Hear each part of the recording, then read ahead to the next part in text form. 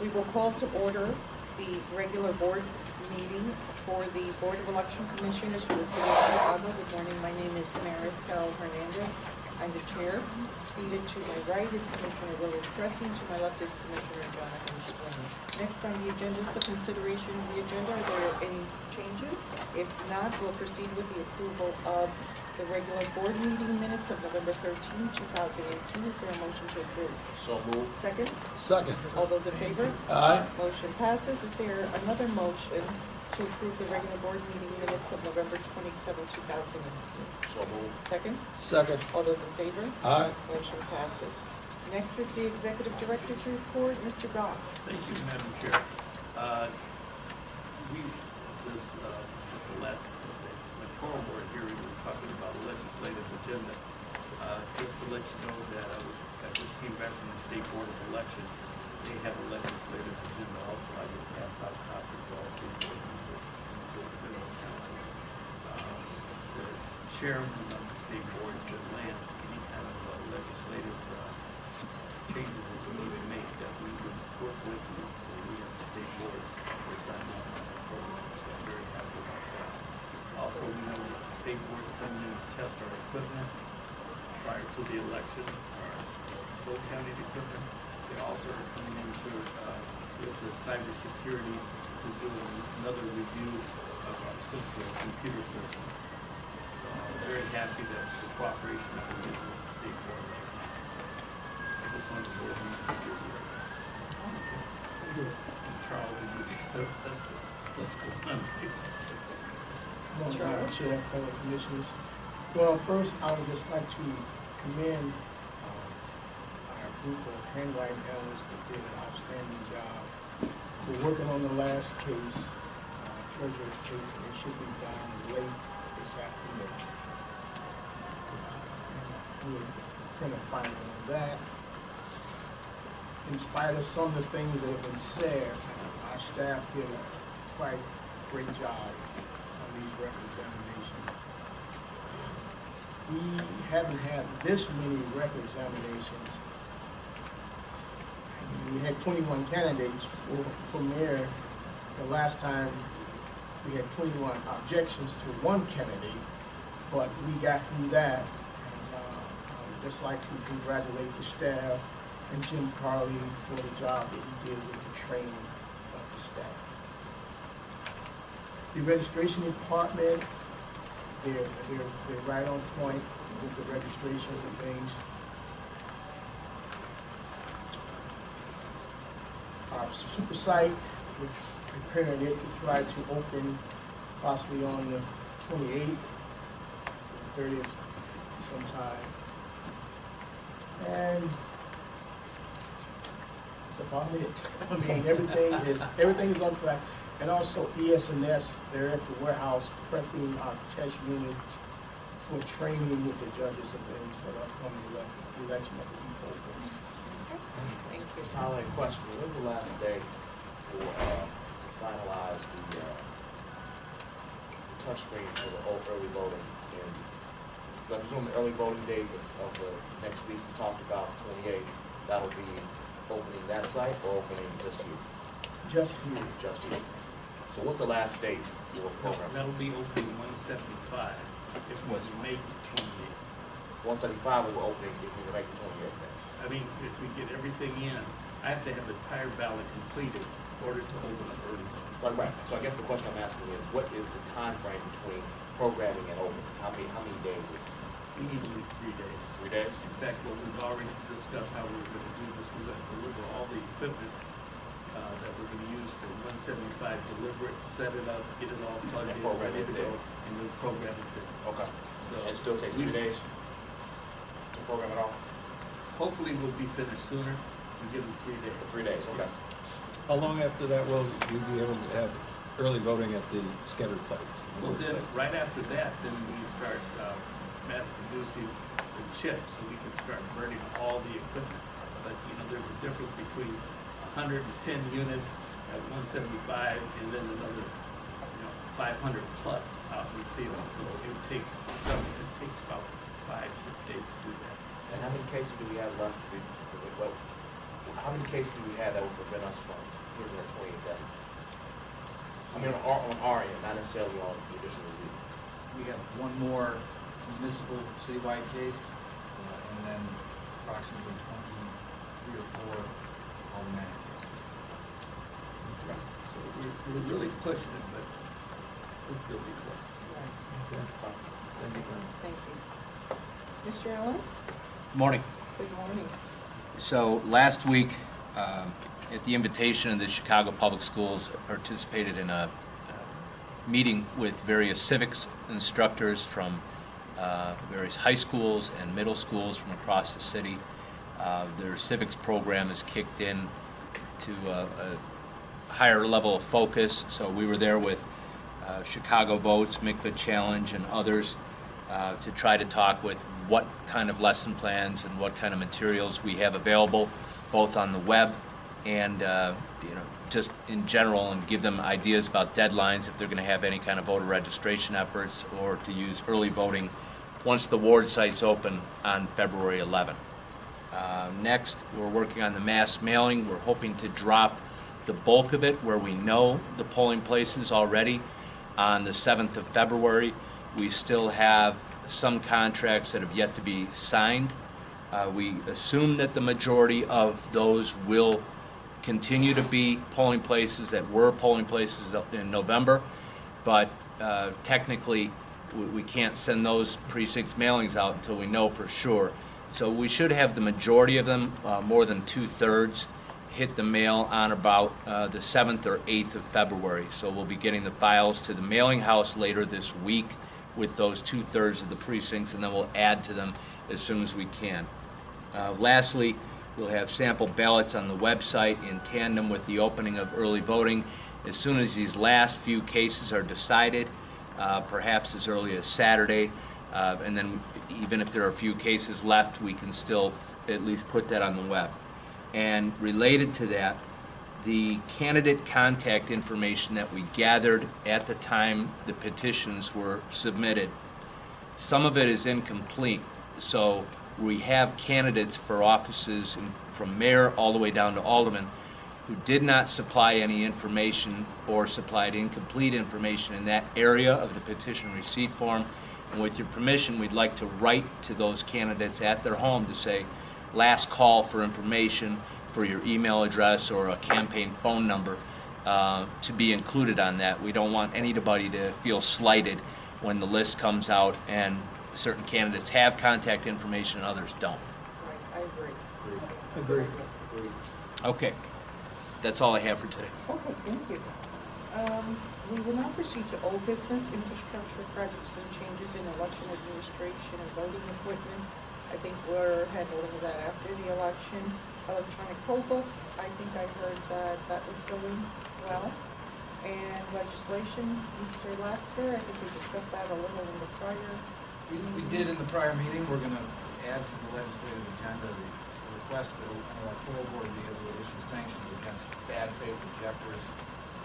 Something that I've been wanting to see in the law for a while, having defended several candidates against that. You know, it always makes me think of one particular candidate who saw me. He was in a suburban park district, and he had these 2 objections filed against him, 2 different objectors, each with identical objections to 100% of the signatures now. But he's a volunteer for his community. He doesn't get paid to serve on his park board, so he didn't have the money available to hire an attorney against these frivolous objections. And it's things like that that just shouldn't be allowed to happen. Which is why I think the legislation should allow us to sanction the offending objector so that we recover some of our costs, but also allow us to sanction them to have them pay the candidate to recover some of their costs. Right, when the request is made by the candidate and good cause is shown, I think that would be included. So I did want to let you know, I have, as you've heard from Mr. Gough, the state board welcomes a cooperation with us through legislative agenda, and I've also spoken with their general counsel, Hernandez, about that. We also have, of course, friends with AECOI, the Association of Election Commission Officials from the state of Illinois. They have a legislative agenda that is in accord with our desires. So we'll jointly be reaching out there. I've made contact with someone from the Speaker's office to work on finding members who would be, good to support each bill. So I'll be moving forward with that. I hope to be done enough with the electoral board this week to really focus on legislation next week. Thank you. We will now proceed to new business. First is the approval of a short-term property use agreement with 108 North State Street, LLC, doing business as Block 37 for training facilities for judges of election and election coordinators in relation to the February and April 2019 elections at a cost of $40,000. Is there, and is this essentially, we have had our training there before? Yes, it is. Is this essentially the same contract, the same lease, that short-term lease agreement that we've had previously? Yes. Is there a motion to approve the lease in the amount of $40,000 for the period of January 28, 2019 through and including April 2nd, 2019? So moved. Is there a second? Second. All those in favor? Aye. Motion passes.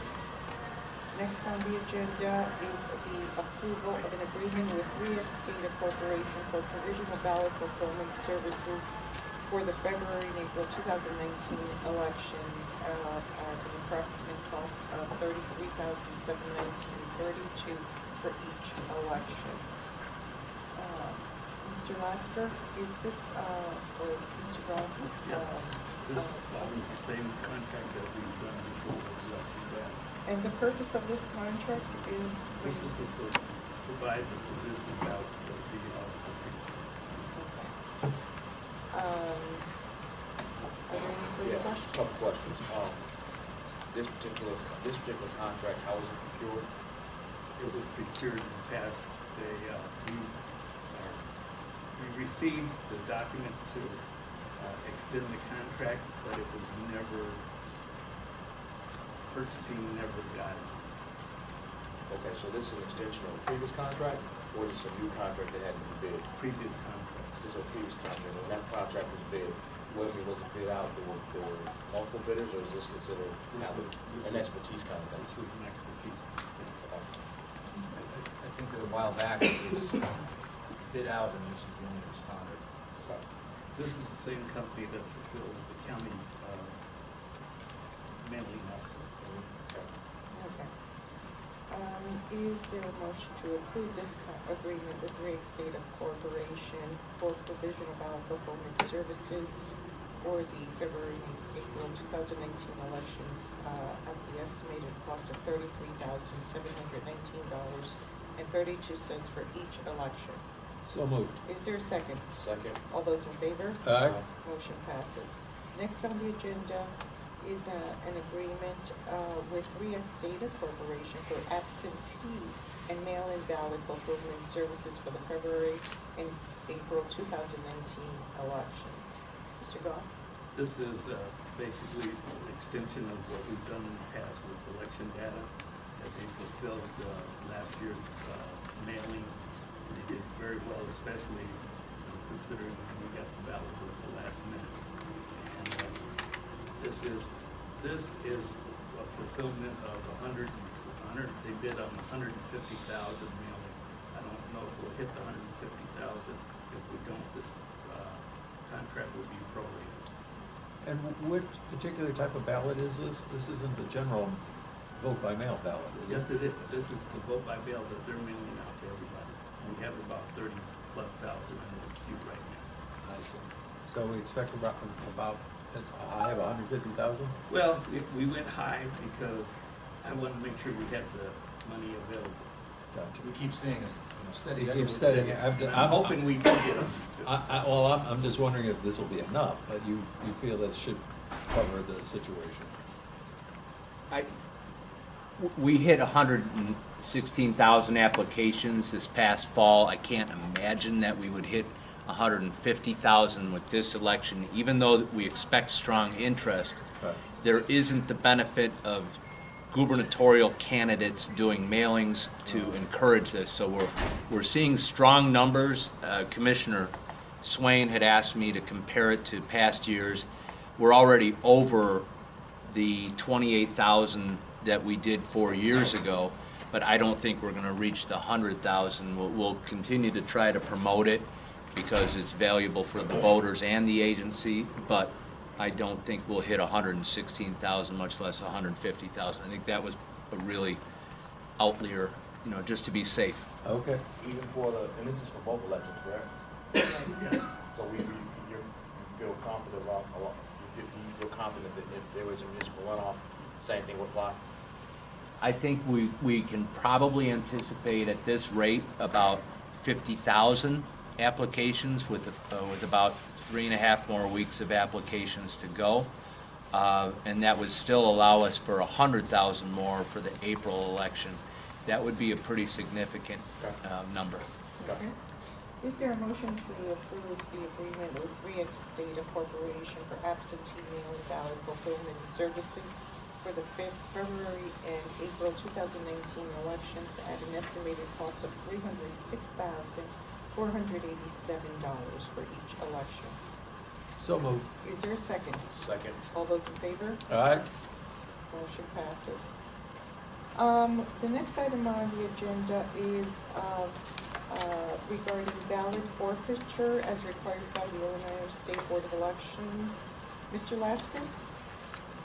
So Article 9 of the Illinois Election Code is the Illinois Campaign Finance Act. Section 30 of Article 9 is a statute called ballot forfeiture. It requires that the State Board of Elections shall not certify any candidates to any ballot if they are in arrears in the payment of a fine or penalty that's owed to the State Board of Elections. The statute then also requires the State Board to create a list of people and candidates and committees on the ballot forfeiture list, which it sends out to all election authorities throughout the state on a periodic basis with updates and with reminders that we are not allowed to print the name of any candidate on our ballots who is on the State Board's ballot forfeiture list. In most jurisdictions, this action pursuant to the statute happens upon the date of certification of the ballot, which for most municipalities throughout the state running on the consolidated elections, that was December 20th of 2018. We, as an election commission, do not actually have a ballot certification deadline. However, we are rapidly approaching the point where we do need to finalize our touchscreen machines and send our paper ballots to the printer. So this will be our last board meeting, I think, before that happens. We do have, there is one person currently seeking office in the city of Chicago who's on the ballot forfeiture list. I do want you to know that at 8:11 this morning, I received the most recent update from Tom Newman. Tom Newman is the Director of Campaign Disclosure at the State Board of Elections. So just this morning, he confirmed for me that Mr. Matthew Johnson remains on the ballot forfeiture list. That is due to his committee called All Citizens for Matthew Johnson, which owes a $10,000 fine to the State Board of Elections. They're committee number 22835. Because we are required to comply with this statute, I would request a motion that we not print Mr. Matthew Johnson's name on the ballot,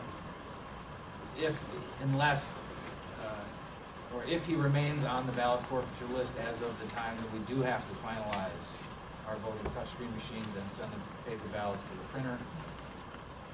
I will continue to be in touch with Mr. Newman from the State Board of Elections to see if that fine gets paid before that time. I think in the interest of ballot access, we should have a little wiggle room in there for Mr. Johnson in case he has the ability to pay off that fine before the last moment where we have to send our ballots to the printer. So a question I want to clarify. So he's the only one remaining on that forfeiture list? That's correct. Everyone else is that satisfied? Right. When we received, the last time the State Board sent out the complete list was December 20th, that being the ballot certification deadline. There were still a few more candidates on it at that point. Well, right now, he's the only one. Right now, he's the only one left as of this morning. And when do we expect our ballots to go print? Next week, Next week? maybe, you think Monday? We could over the weekend. We would like to be able to give the word Saturday to start, so we don't lose the weekend. Okay. So, And, go ahead. I was gonna say, so based on my earlier question about time to, with projected date of January 28th to open early voting, with 3 days to open on the touch screens, it would seem as if the last day would be the 25th, Friday? Yes. If the electoral board cases can be resolved. I'm saying, yeah, well, presuming the case, yeah, got it, okay. All right. Okay. Is there? Just one thing, the council and the state board has in fact, as you, and you are aware, notified Mr. Johnson and his committee. Yes, you see, for one thing, there's all kinds of due process, and they have a whole hearing process subject to appellate review when these fines are entered, so the committee either defaulted or was a part of those proceedings, and the ballot forfeiture list is published on their website. I just want it on the record. That Yeah. he is the notified. Thank you. Is there a motion to not print the name of Matthew Johnson upon any ballot for the February 26, 2019 municipal and aldermanic elections pursuant to 10 ILCS 5/9-30, unless the candidate takes the necessary action to be removed from the Illinois State Board of Elections official ballot forfeiture list and provides notice of same to the Chicago Board of Election Commissioners prior to the date that the Chicago Board finalizes its ballots for printing and production. So moved. Is there a second? Second. All those in favor? Aye. Motion passes.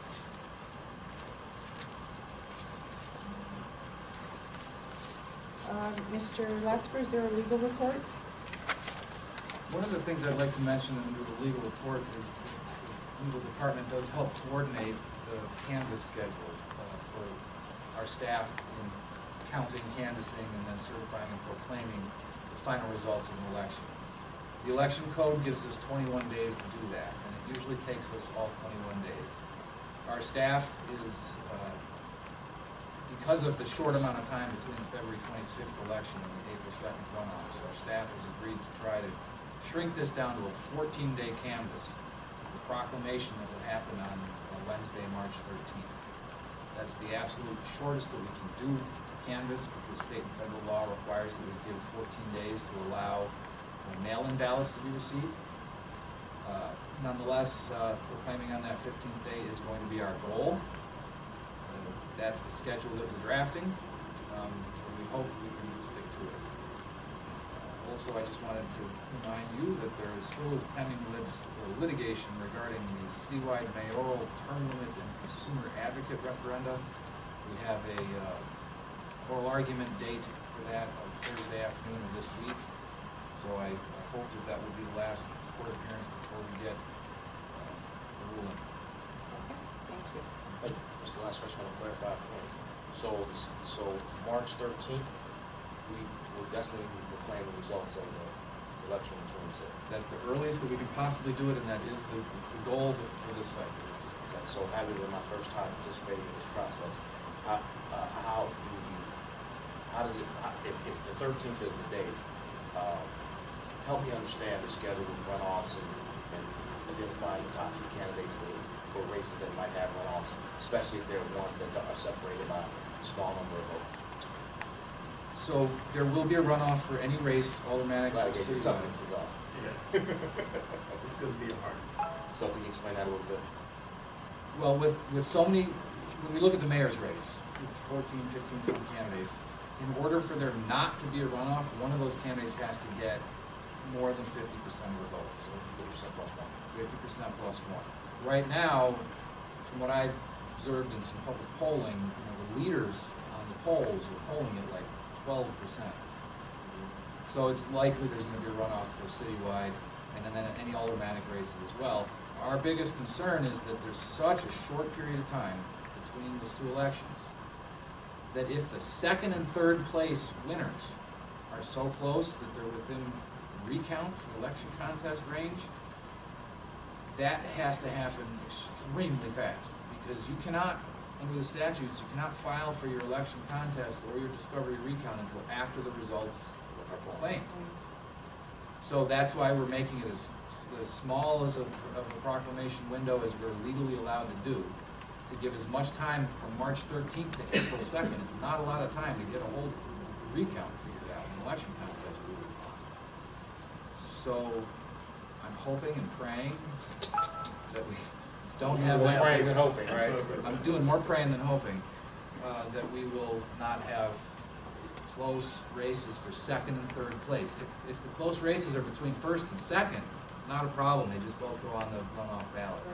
It's if second and third place are close, that's the concern, and that's the reason for trying to shorten this proclamation window as much as possible. Okay, great, thank you. Okay.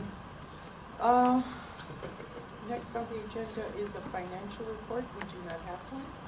I have not received any requests for public comment. Mr. Lasker, is there a need for executive session? No, there's not. If not, then is there a motion to adjourn to our next regularly scheduled meeting on February 14th? So moved. Is there a second? Second. All those in favor? Aye. Motion passes. We are adjourned.